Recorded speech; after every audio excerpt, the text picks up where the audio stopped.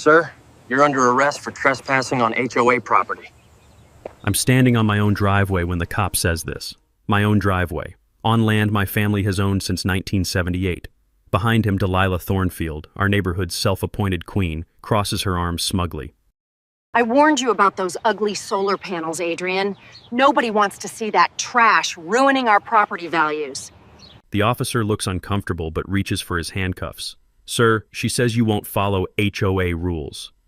HOA rules? My jaw clenches. Officer, I'm not even part of their HOA. Everybody in Willowbrook Estates follows our rules. No exceptions, period. The smell of hot asphalt rises between us as I reach into my back pocket for a piece of paper that's about to flip this whole script. What would you do if your neighbor tried to control property you don't even own? Drop a comment and tell me where you're watching from. Let me back up and tell you how I got into this mess with Delilah Thornfield in the first place. My name's Adrian Whitmore, and I'm 52 years old. Spent 30 years as an electrician before my back finally said enough, and I took early retirement.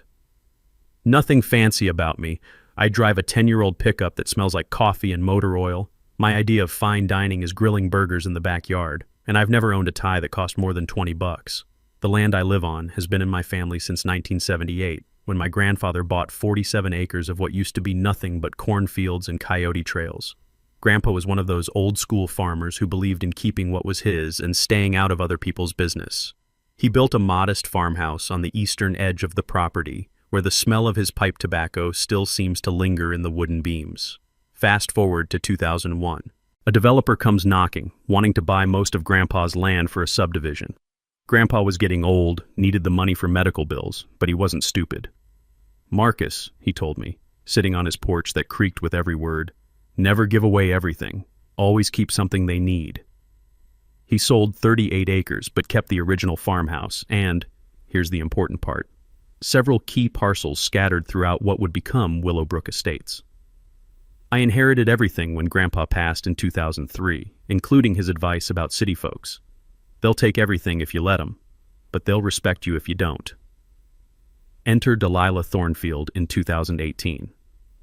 She moved to Willowbrook straight from some fancy suburb pharmaceutical sales manager with a BMW she washes twice a week and opinions about everything from mailbox colors to what kind of grass you should grow. The woman could probably find fault with a rainbow if it wasn't color coordinated with her shutters. Within 6 months, she was on the HOA board. Within a year, she was president. Now, I'd been living peacefully alongside my neighbors for 15 years. Never had a problem with anybody.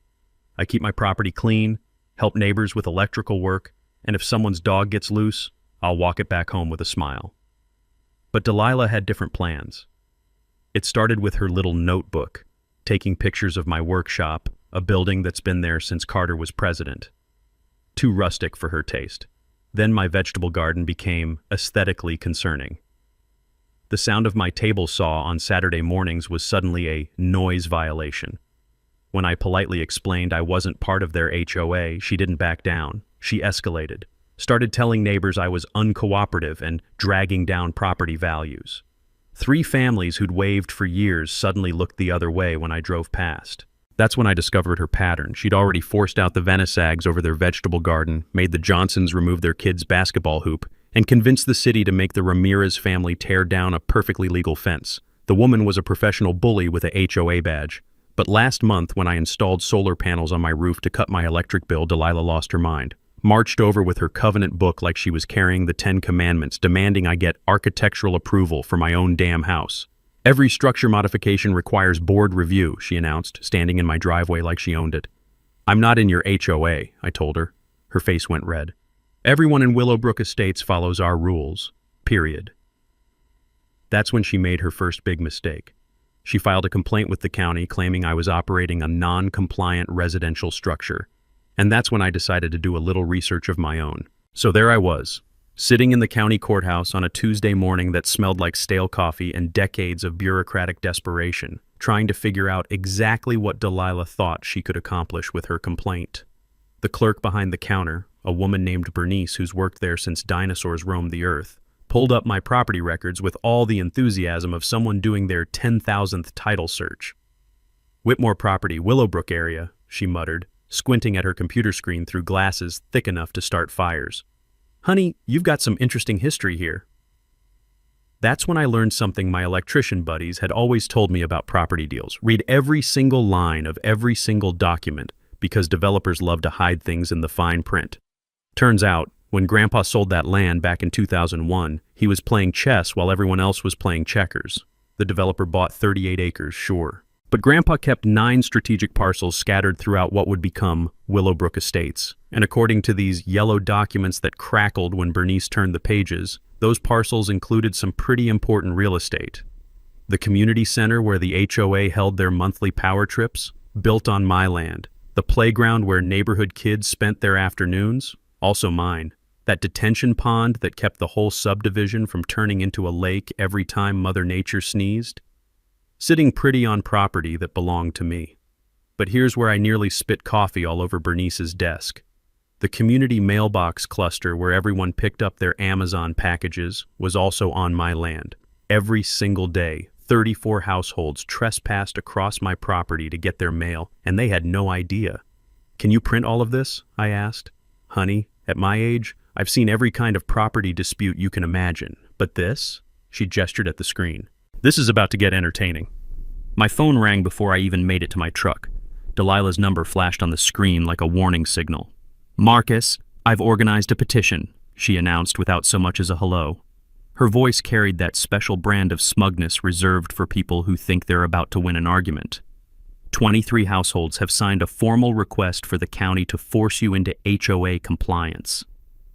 I looked down at the survey maps in my hands, showing property lines that made her petition about as useful as a chocolate teapot. Is that right? The county needs to understand that your non-compliance threatens our insurance rates and property values. We have standards here, and you will follow them. The irony was so thick I could have bottled it and sold it as syrup. "Delilah, can I ask you something?" "What?" Her tone suggested she was already regretting answering her phone. "When you walk to the mailbox every morning to get your pharmaceutical samples and complaint letters from other HOAs, do you ever wonder who actually owns the ground under your feet?" "That's common area, obviously. The developer set it aside for community use." "Right. And the community center where you practice your dictatorship skills?" "Also common area. What's your point, Adrian?" Here's where I made my first tactical decision.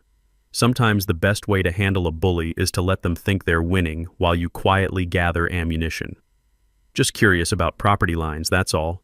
You know how us country folk are about knowing where our boundaries are." "Well, you can be curious all you want, but you're still going to follow our rules or face the consequences." Click. She hung up on me like I was some kind of telemarketer. 3 days later, Delilah's petition landed on the county clerk's desk with all the legal weight of a paper airplane. 23 signatures demanding that Adrian Whitmore be forced to comply with established community standards and submit to HOA jurisdiction for the good of neighborhood property values. Poor Delilah. She'd just filed a formal government complaint demanding that a property owner get permission from people who were essentially squatters to modify his own land. But I wasn't ready to drop this bombshell yet. Instead, I called a professional surveyor. When Pete showed up with his GPS equipment and bag of bright orange flags, Delilah appeared at her window like she had some kind of measuring device radar. She watched him work for 3 hours, probably wondering why anyone would pay for a survey just to install some solar panels. Pete walked every inch of my property with the precision of someone who'd been doing this since surveying involved actual chains and compasses. When he finished, orange flags dotted Willowbrook Estates like confetti after a very specific kind of celebration. "Your grandfather was either brilliant or lucky," Pete told me, packing up his equipment. "Most developers would have demanded those key parcels as part of the sale. He kept all the spots that make a community actually function." That evening, I sat on my porch with a cold beer, looking out at all those orange flags marking my territory, and started planning phase 2 of what was about to become Delilah's very expensive education in property law. Delilah's next move came exactly 1 week later, and it proved she was either completely delusional or preparing for a career in professional overreach. I was in my workshop sanding down a cabinet for Mrs. Vanessa, the same neighbor Delilah had terrorized about her ethnic plants, when I heard car doors slamming in my driveway. Through the window dusted with sawdust that caught the afternoon light like glitter, I could see my nephew Jake's Honda Civic parked next to my truck. Walking toward him with the confidence of a federal marshal was Delilah, clipboard in hand, slapping what looked like a parking ticket under his windshield wiper. I stepped outside, still holding my sandpaper that felt rough as Delilah's personality. "Something wrong here?" She turned with that smile people use when they think they've checkmated you in chess.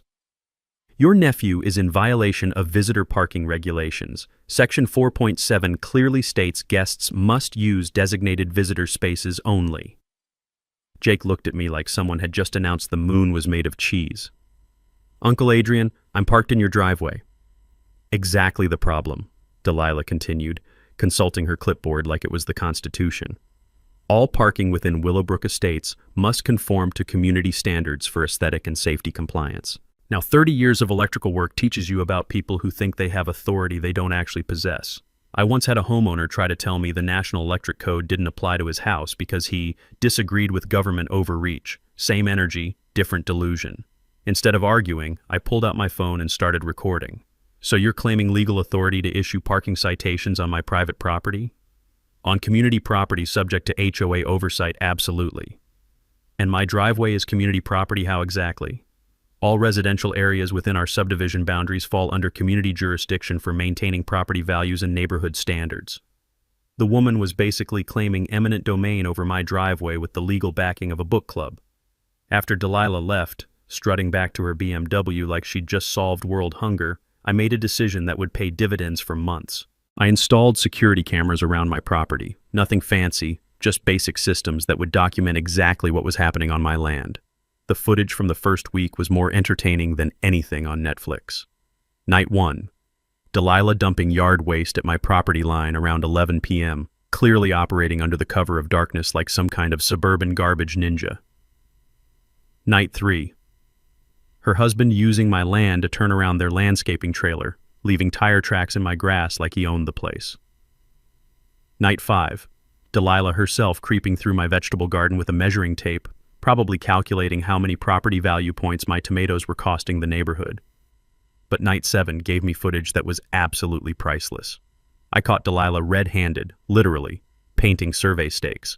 See, those orange flags Pete had placed to mark my property boundaries were apparently cramping her style. So there she was at 10:30 p.m. with a can of green spray paint, changing my bright orange property markers to match the grass. The woman was literally trying to erase my property lines. The next morning, I timed my walk to the mailbox perfectly, arriving just as Delilah was collecting her daily stack of pharmaceutical samples and neighborhood complaint forms. The air smelled like Mrs. Vanessa's honeysuckle, the same plants Delilah had tried to ban, as I approached what she still thought was community property. "Morning, Delilah. Sleep well?" She turned around with the expression of someone who'd been caught with their hand in the cookie jar. "I'm busy, Adrian."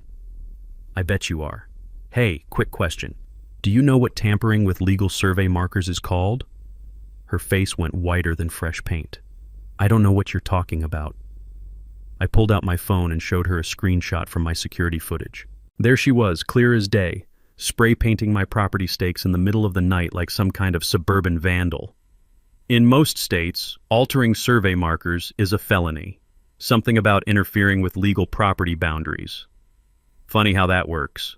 She grabbed her mail with hands that were definitely trembling.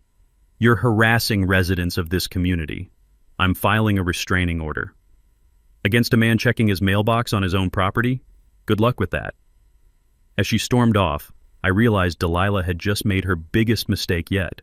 She'd escalated from annoying neighbor to actual criminal activity, and she'd done it all on camera. That afternoon, I made copies of everything and scheduled a meeting with a property attorney. Because if Delilah wanted to play legal games, I was about to show her what real legal authority looked like. Delilah's third escalation came 2 weeks later, and this time she'd clearly been burning the midnight oil studying local ordinances like she was cramming for the bar exam. I was up on a ladder in the Johnsons' living room replacing a ceiling fan that hummed like an angry wasp when my phone rang. The caller ID showed county code enforcement. Never words you want to see on a Thursday morning. "Mr. Whitmore, this is Inspector Williams. We've received a formal complaint alleging unauthorized commercial activity at your residential address." I climbed down the ladder, wiping my hands on a rag that reeked of electrical paste and 30 years of honest work. Through the Johnsons' window, I could see Delilah standing in her driveway, pretending to water plants while obviously straining to hear my conversation. Commercial activity? The complaint states you're operating an unlicensed electrical contracting business from your home, conducting commercial operations in direct violation of residential zoning codes.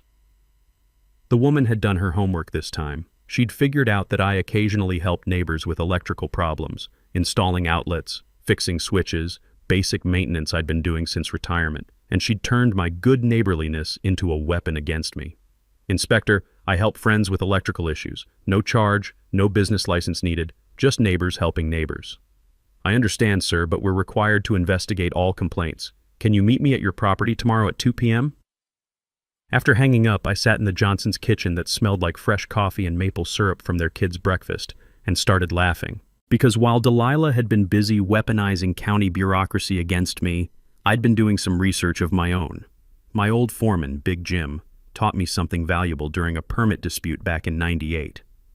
Marcus, he said, chomping on a cigar that could have been classified as a chemical weapon, when you're fighting City Hall, make City Hall fight itself. Government keeps records of everything, you just gotta know what to ask for. So I'd filed a Freedom of Information Act request for all public records related to the Willowbrook Estates HOA. Property tax assessments, business licenses, financial filings, the whole paper trail that bureaucrats love to generate. The files arrived in a manila envelope thick enough to stop bullets. For 15 years, the Willowbrook Estates HOA had spent exactly $847,000 on what they called community improvements and maintenance.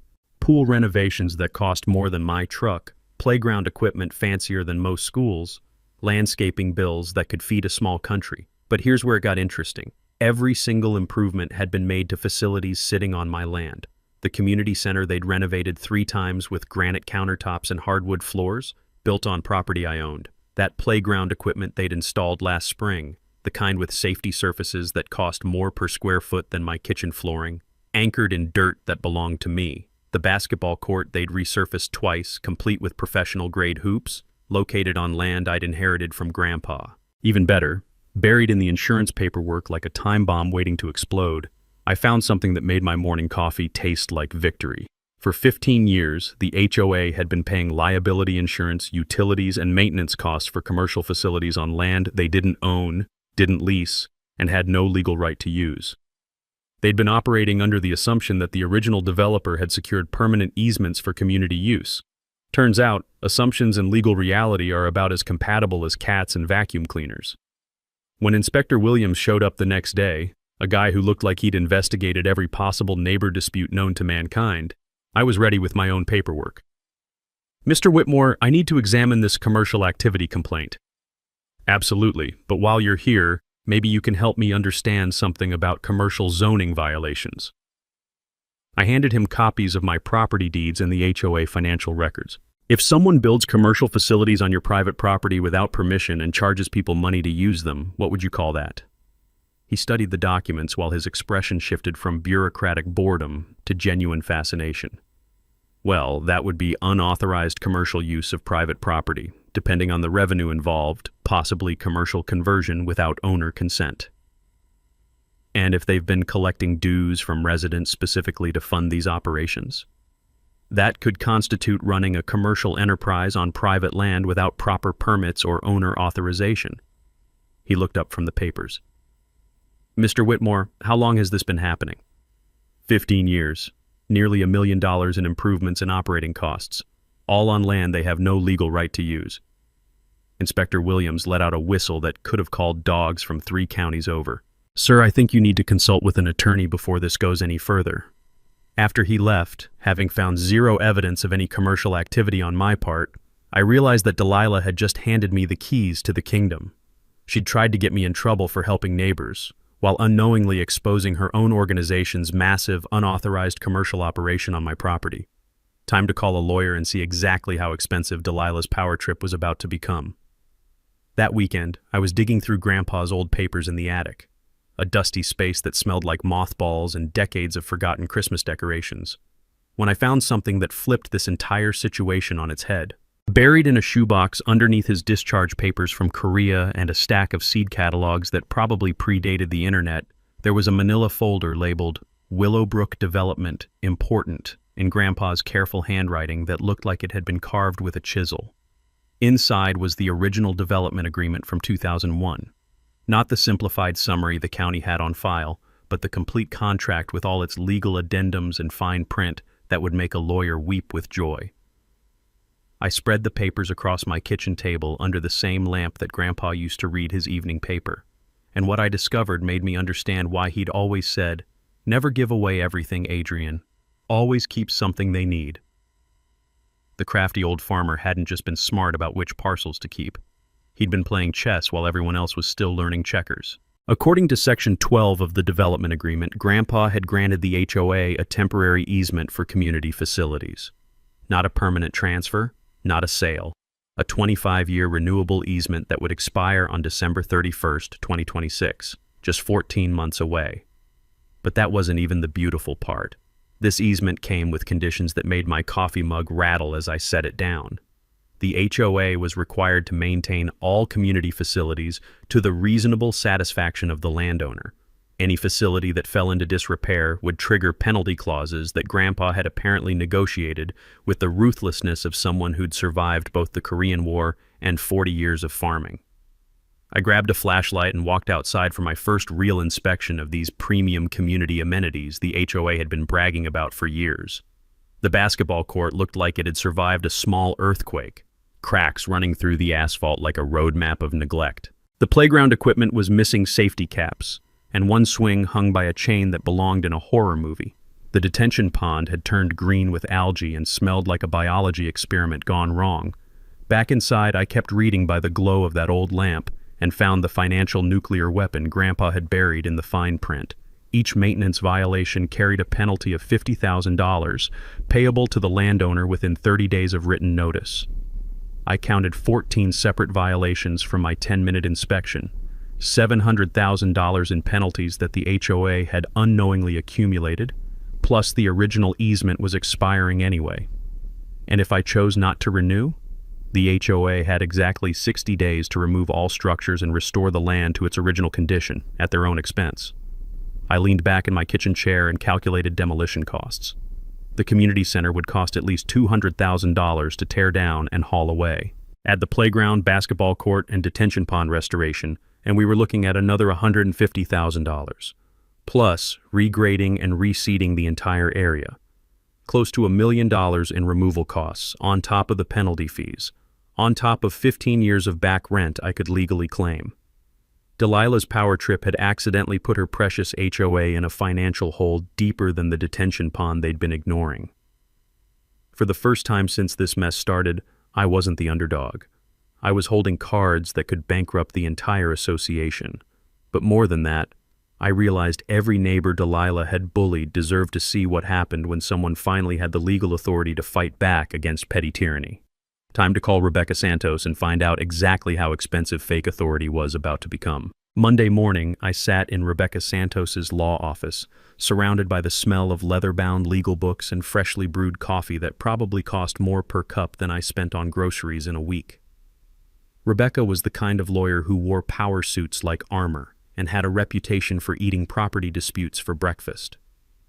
"Marcus," she said, spreading Grandpa's contract across her mahogany desk like she was laying out battle plans. "Your grandfather was either a legal genius or he had one hell of an attorney. He always said he learned more about contracts from buying farm equipment than most lawyers learn in school." Rebecca laughed, a sound that probably made opposing counsel nervous in courtrooms.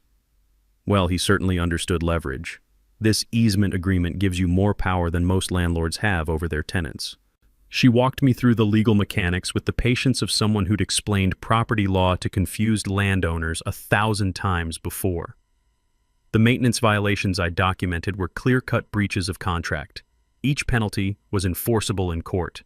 And the most beautiful part? The HOA had unknowingly waived their right to dispute the landowner's assessment of what constituted reasonable maintenance standards.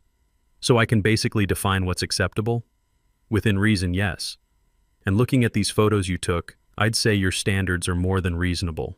They're generous. Back home, I started what Rebecca called building the file, documenting every violation with the thoroughness of someone who'd spent 30 years writing electrical inspection reports. I photographed cracked pavement, measured gaps in safety fencing, and documented every broken piece of playground equipment with the kind of detail that would make insurance adjusters weep. But I wasn't working alone anymore. Mrs. Vanessa knocked on my door Tuesday evening, carrying a plate of homemade dumplings that smelled like heaven and a manila envelope that looked like trouble. "Marcus, I've been keeping records," she said, settling into my kitchen chair with the determination of someone who'd finally found an ally. Every time Delilah harassed me about my garden, every complaint she filed, every nasty letter she left in my mailbox. The envelope contained 3 years of documentation proving a pattern of targeted harassment that would make any reasonable person's blood boil, letters demanding she remove non-native plants that don't fit community aesthetics. Photos Delilah had taken of Mrs. Vanessa's vegetable garden with complaints about unsightly agricultural activity in a residential area. Even a petition Delilah had circulated trying to ban foreign cooking smells from the neighborhood. "She tried to make me feel like I didn't belong here," Mrs. Vanessa said, her voice carrying the weight of someone who'd endured too much in silence. "But this is my home." Wednesday brought Jake, my nephew, with news that made the whole situation even more interesting.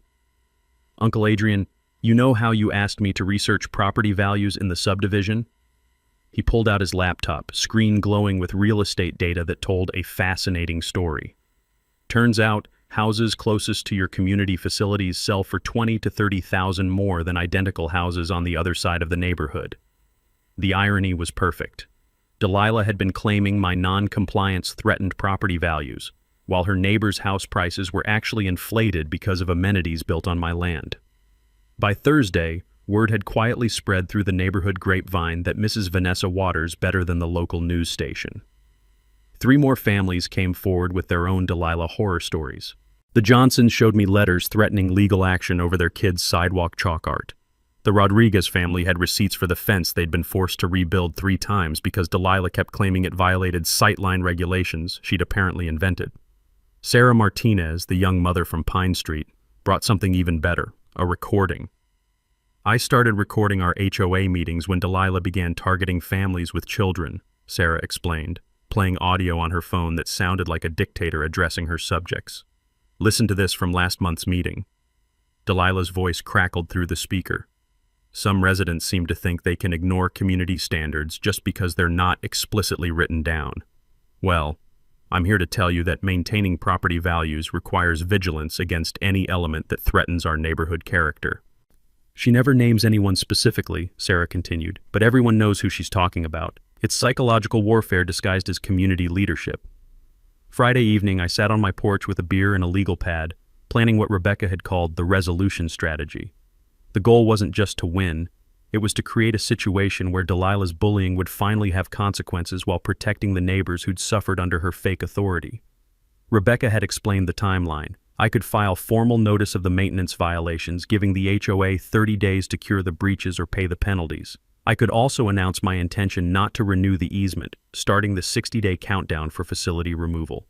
But timing was everything. I needed maximum witnesses, media attention, and community support when this went public. That's when I had the idea that would turn Delilah's next power play into her final performance. I was going to throw a community barbecue. Delilah's response to my newfound legal research was swift, desperate, and completely predictable. She called an emergency HOA meeting for the following Tuesday, sending out notices that read like declarations of war. "Urgent. Community standards crisis requiring immediate action," was the subject line on emails that hit every homeowner's inbox like digital panic buttons. I wasn't invited, obviously, but Mrs. Vanessa was, and she'd become my unofficial intelligence operative in this suburban Cold War. "She's losing her mind," Mrs. Vanessa reported, sitting in my kitchen Wednesday morning with tea that steamed like her anger. "Delilah stood up there claiming you're a threat to property values and community safety. She wants to assess every household $15,000 for legal fees to force you into compliance. $15,000 per household to pay lawyers to fight a battle they'd already lost." How'd that go over? About like you'd expect. The Hendersons walked out, 3 board members resigned on the spot. Janet Morrison asked if Delilah had completely lost her mind, and I quote, "because this sounds like extortion." But Delilah wasn't done. Thursday afternoon, she showed up at my front door with a briefcase that probably cost more than my monthly electric bill and the kind of smile people wear when they think they're about to deliver a knockout punch. Marcus, I have a proposition for you. I invited her in, mostly because I was curious to see how deep this hole she was digging would go.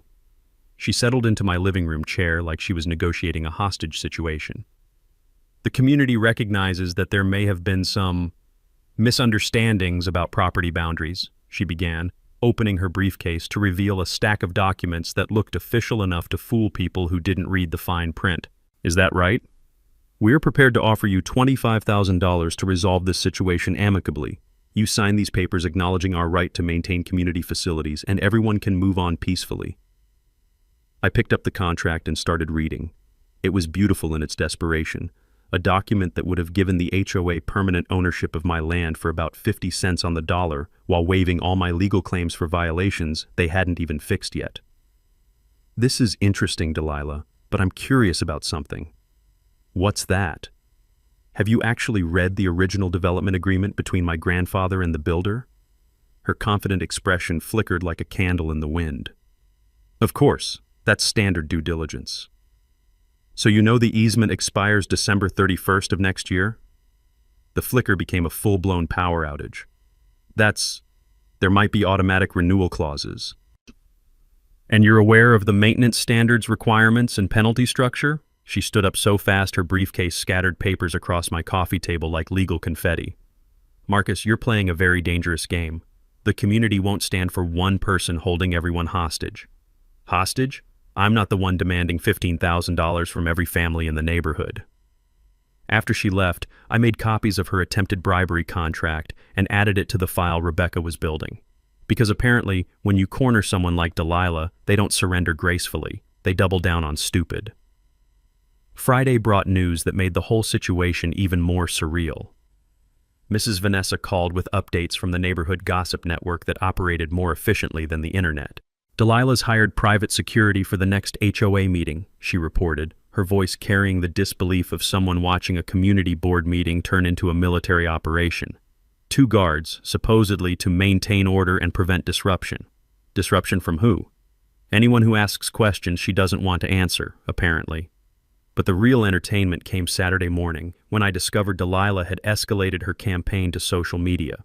Someone had created a Facebook group called Willowbrook Estates Property Values Alert, with exactly 1 administrator and a series of posts that read like the manifesto of someone who'd spent too much time alone with their own anger.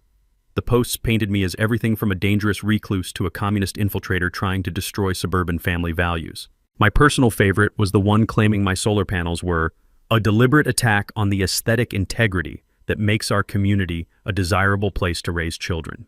The comments section was even better. Neighbors who'd been quietly enduring Delilah's tyranny for years were finally speaking up, sharing their own stories of harassment and intimidation. The group had become an accidental support network for everyone she'd bullied. By Sunday, I realized Delilah had made her fatal mistake. She'd declared war on the entire community in my name, turning neighbors who might have stayed neutral into allies who were finally ready to see her reign of petty terror end. Rebecca called that evening with perfect timing. Marcus, I finished reviewing everything. When you're ready to file those violation notices, we can do it publicly. Maybe at some kind of community gathering where everyone can hear exactly what's been happening on their behalf. I looked out my window at all those houses filled with families who deserved better than living under Delilah's manufactured authority. Rebecca, how do you feel about barbecues? Delilah's final desperate move came exactly 1 week before my planned community barbecue, and it confirmed everything I'd suspected about her character. It started with whispers, the kind of neighborhood rumors that spread like wildfire through text messages and coffee shop conversations. Mrs. Vanessa called Tuesday morning with a voice tight with anger. Marcus, she's telling people you threatened her. Claims you said you'd make her pay for standing up to you. I was in my workshop, sanding a bookshelf that would never see the light of day if Delilah got her way, when the implications hit me. The smell of cedar shavings and the familiar weight of the sandpaper in my hands couldn't distract me from the fact that she was trying to paint me as unstable and dangerous. That's complete fabrication. But it gets worse. She's also spreading stories about you watching her house with binoculars and following her to the grocery store. Wednesday brought an escalation that crossed every line of decency I thought existed in suburban warfare. A Knox County Sheriff's deputy knocked on my door just as I was finishing my morning coffee, holding a temporary restraining order petition that read like fiction, written by someone with a grudge and a law degree. "Mr. Whitmore, I need to serve you with this petition for a protection order. You have a hearing scheduled for Friday at 2 p.m. The document was a masterpiece of creative writing. According to Delilah's sworn statement, I had engaged in a pattern of stalking, harassment, and intimidation designed to force her from her home and community leadership position. She claimed I'd made veiled threats about financial retaliation and had weaponized legal technicalities to terrorize law-abiding homeowners. The most creative part? She alleged that my security cameras were positioned specifically to invade her privacy and monitor her daily activities in violation of reasonable expectations of personal safety. I called Rebecca immediately. "This is desperation disguised as legal strategy," she said after I read her the petition over the phone. "She's trying to control the narrative before your barbecue, make you look like the aggressor before people hear the truth about who's been doing what to whom. Can she win? Not with the evidence we have, but she can cause you embarrassment and delay your plans. That's probably the point." Thursday evening brought the news that made me realize Delilah had completely lost touch with reality. Jake called with an update from his girlfriend, who worked at the bank where Delilah had apparently tried to hire a private investigator. "Uncle Adrian, she wanted someone to dig up dirt on you. Financial problems, criminal history, anything that would discredit you before the HOA meeting. Did she find anyone?" The PI laughed her out of the office, told her that trying to investigate someone for legally enforcing property rights was like hiring a detective to prove the sky is blue. But Friday's court hearing was where Delilah's desperation reached its peak performance. She showed up dressed like she was testifying before Congress, with a binder full of evidence that included enlarged photographs of my security cameras, printouts of my property deed with angry yellow highlighter marks, and a timeline of escalating aggressive behavior that read like a conspiracy theory. Her testimony was a work of fiction that would have made Hollywood screenwriters jealous. According to Delilah, I was a dangerous loner who'd infiltrated a peaceful community with the specific intention of destroying property values and terrorizing families. She claimed my legal research was actually surveillance and intelligence gathering, designed to harm law-abiding citizens. Judge Patricia Morrison, a woman who'd apparently heard every kind of neighbor dispute imaginable, listened with the patience of someone who'd been dealing with suburban drama since the Clinton administration. When it was my turn to present evidence, I simply handed over copies of the original development agreement, the HOA financial records, and photographs of the maintenance violations Delilah's organization had been ignoring for years. "Your Honor," I said, "Ms. Thornfield is asking for protection from a landowner who discovered that her organization has been operating commercial facilities on his property without permission, while spending nearly $1 million in community funds on improvements to land they don't own."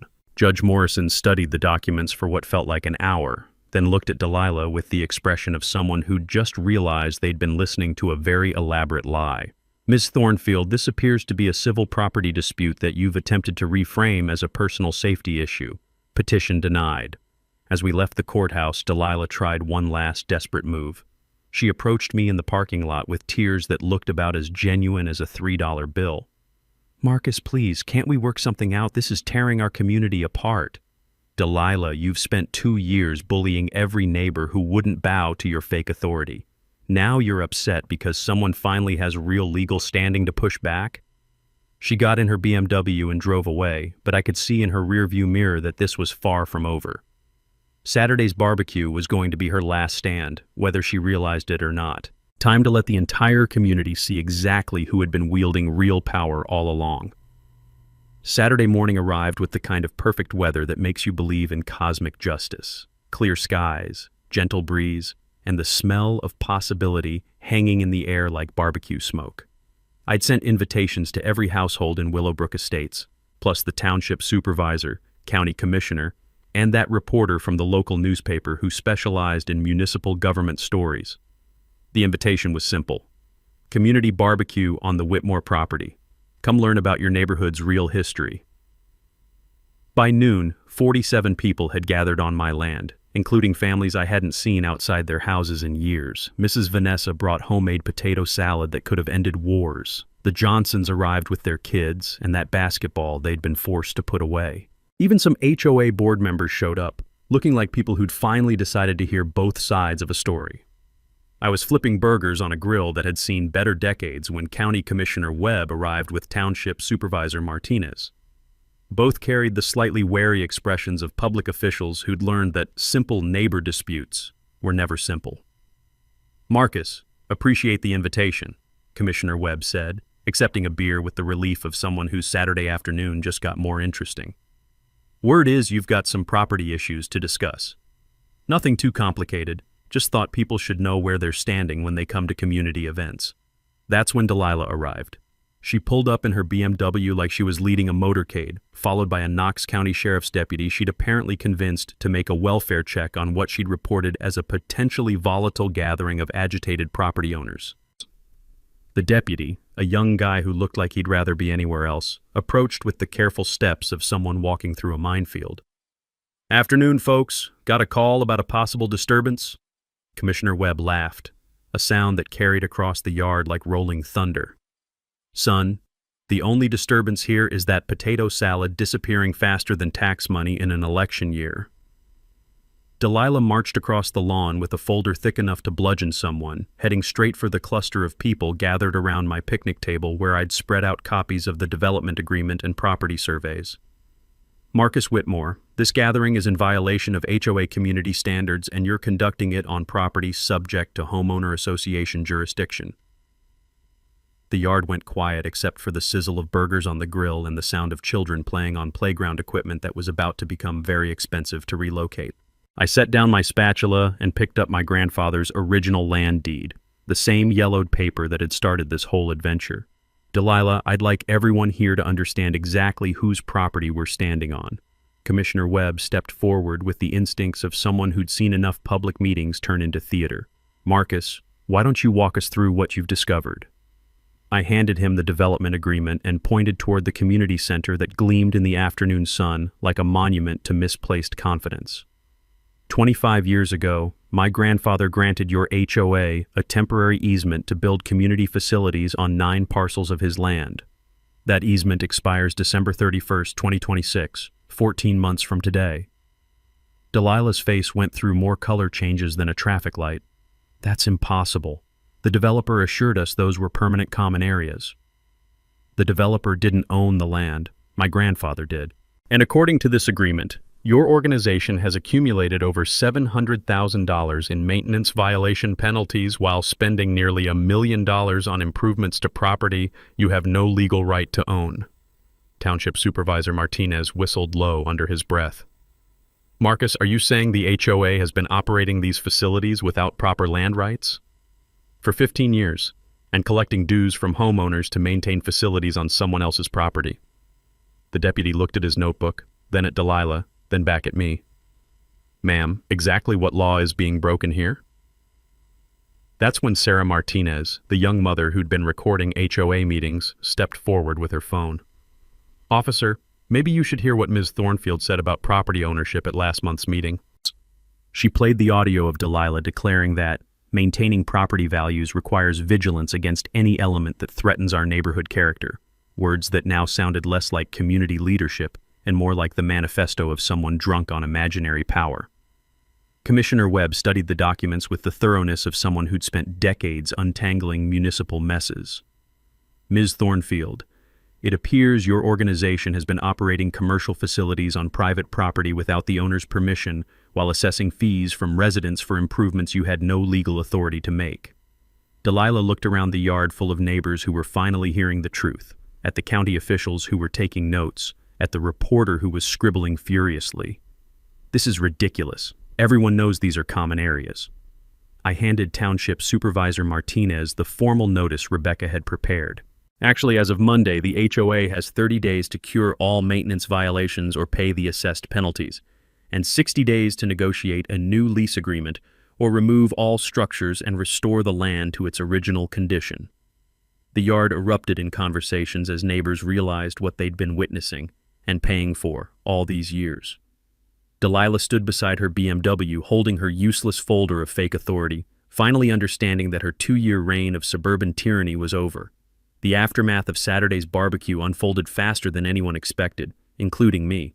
By Monday morning, Delilah had submitted her resignation as HOA president via email, a two-sentence message that managed to sound bitter even in Times New Roman font.